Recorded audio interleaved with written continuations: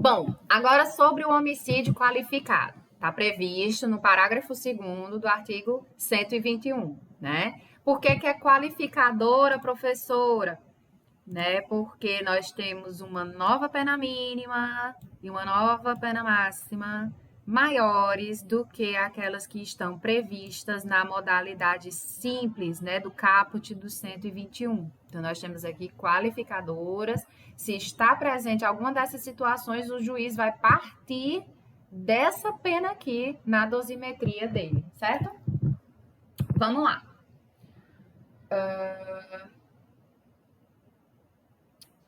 Mediante paga ou promessa de recompensa ou por outro motivo torpe, né? Aqui nós temos o chamado homicídio mercenário, né? Que é aquele também praticado onde necessariamente nós temos a presença de duas pessoas, né? Mediante paga ou promessa de recompensa é um exemplo de motivo torpe. É um exemplo, não só existe esse. O código apenas deu um exemplo de motivo torpe, o homicídio mercenário.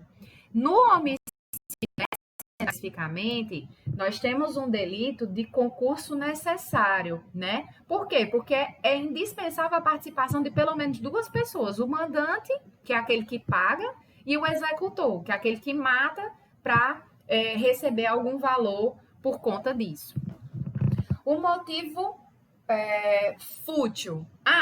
Motivo torpe. Nem sempre é considerado motivo torpe a vingança, né? O STJ já disse que a vingança, dependendo do caso concreto, ela pode ou não constituir um motivo torpe. A vingança por si só não é considerado um motivo torpe. Vai depender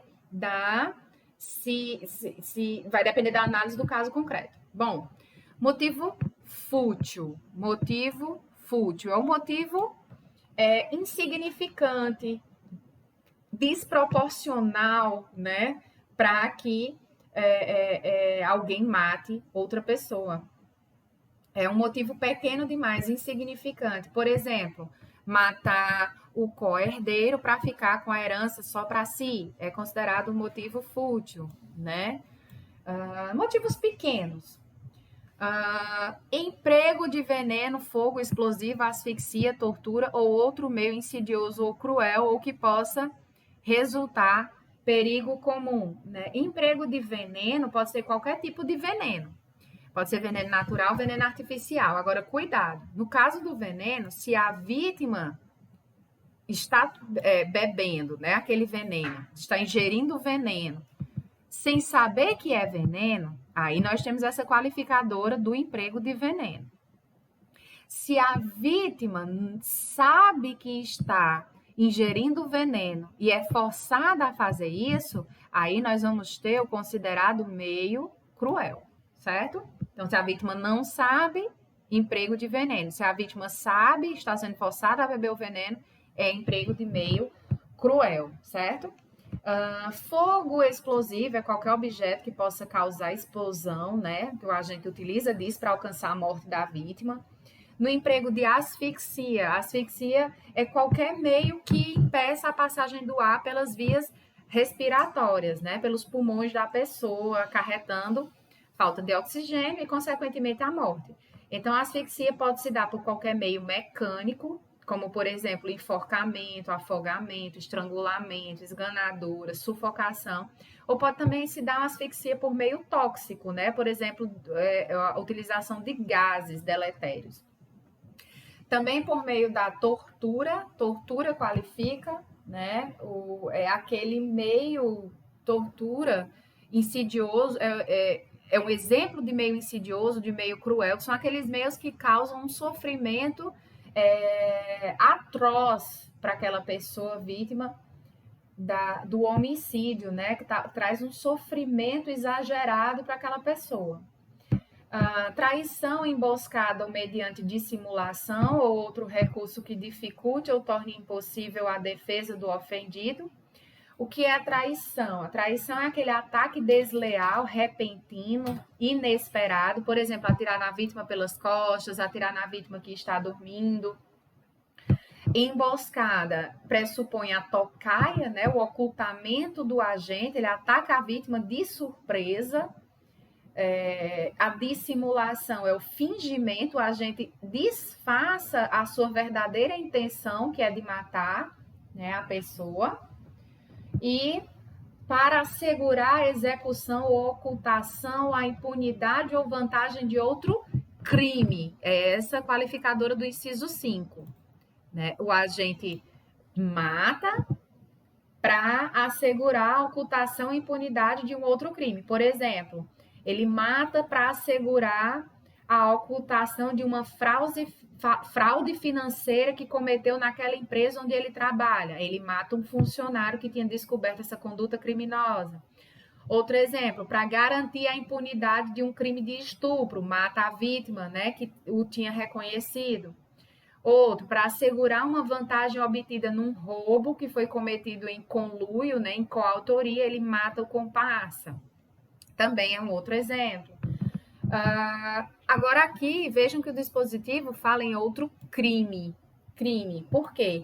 Se o homicídio for praticado para assegurar a execução, ocultação, impunibilidade, ou vantagem de uma contravenção penal, aí não cabe essa qualificadora. Se for contravenção penal, vai caber a qualificadora do motivo fútil, certo? Qualificadora do motivo fútil. Então, se o agente faz isso para assegurar a execução, ocultação, impunidade ou vantagem de uma contravenção penal, ele vai incidir nessa qualificadora aqui do motivo fútil.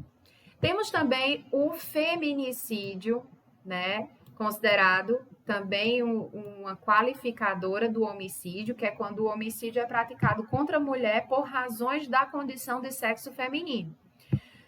É qualificado porque nós temos também aqui uma pena de 12 a 30 anos, portanto, penas maiores do que a da modalidade simples. E quando é que a gente considera que o homicídio foi praticado por razões de condição do sexo feminino? É quando o crime envolve violência doméstica e familiar e menosprezo ou discriminação à condição de mulher, certo? Então, é uma qualificadora que traz embutida nela, né, a ideia da violência doméstica e familiar ou o menosprezo, a discriminação da condição de mulher. Então, é você matar alguém pela simples razão dela ser mulher, por desprezo a essa condição, né? Nós temos o feminicídio e temos também quando é cometido no âmbito da violência doméstica e familiar contra a mulher, que é uma lei, a Lei Maria da Penha, que vocês vão estudar ainda mais adiante, né? Então, quando o crime é cometido, o homicídio é cometido naquela unidade doméstica, naquele espaço de convívio entre as pessoas, ou no âmbito familiar, né? Que podem ser compreendida, a unidade familiar é formada por indivíduos que podem ou não ser parentes consanguíneos, podem ter laços naturais ou pode ser por afinidade, né? E aí também qualquer relação íntima de afeto, né, no qual o agressor conviva ou já tenha convivido com a ofendida, independentemente de coabitação, como por exemplo no caso do namorado que mata a namorada ou a ex-namorada, né, desde que eles não coabitem, seria nesse sentido aqui. Se não, entra no âmbito família ou entra mesmo no âmbito doméstico, né, se já moramos juntos. E pode figurar como vítima do feminicídio uma pessoa transexual. Existe uma corrente mais conservadora que entende que não, porque geneticamente o transexual não é mulher. E tem uma segunda corrente mais moderna, que eu entendo que é a mais aceita, é a mais acertada, que diz que é possível sim o transexual figurar como vítima do feminicídio se ele tiver transmutado as suas características sexuais por cirurgia, né, de modo irreversível, e tem a retificação do seu registro civil, enfim. Eu particularmente acho que nem é necessária essa mudança do registro civil, né? Basta que tenha a transmutação dessas características sexuais por cirurgia ou de modo irreversível. Aí sim seria o caso de ser vítima de feminicídio, certo? Também é homicídio qualificado, mas aqui não feminicídio, mas aqui é o chamado homicídio funcional, homicídio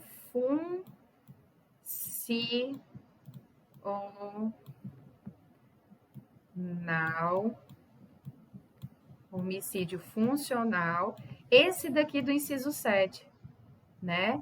Quando é praticado contra essas autoridades ou agentes de segurança pública, nós temos homicídio funcional, né?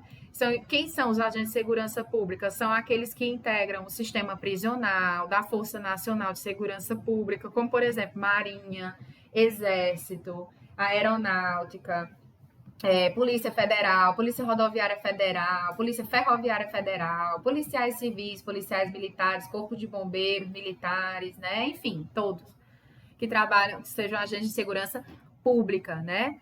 No exercício da função ou em decorrência dela, ou seja, desde que eles tenham sido mortos por causa dessa função ou em decorrência dessa função, ou contra o cônjuge, companheiro ou parente consanguíneo até o 3º grau em razão dessa condição, em razão desse parentesco, certo?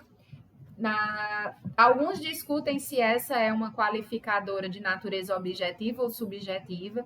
Também há quem discute em relação ao feminicídio, certo? Alguns colocam que é uma qualificadora de natureza subjetiva, inclusive nós temos decisões do STJ nesse sentido, de que a do feminicídio é uma qualificadora de natureza subjetiva. Alguns colocam que é uma qualificadora de natureza objetiva, porque diz respeito à condição da vítima e não ao motivo do crime apenas, né? Existe uma divergência, então, aí. Ultimamente, eu vejo mais falando sobre ser uma qualificadora de natureza subjetiva, mas, repito, nós temos julgados também e doutrinas que entendem que são qualificadoras de natureza objetiva, assim como também a questão da qualificadora quando o homicídio é praticado contra a autoridade ou agente descrito, né, agentes de segurança pública. Também existe divergência se é qualificadora de natureza subjetiva ou de natureza objetiva, certo?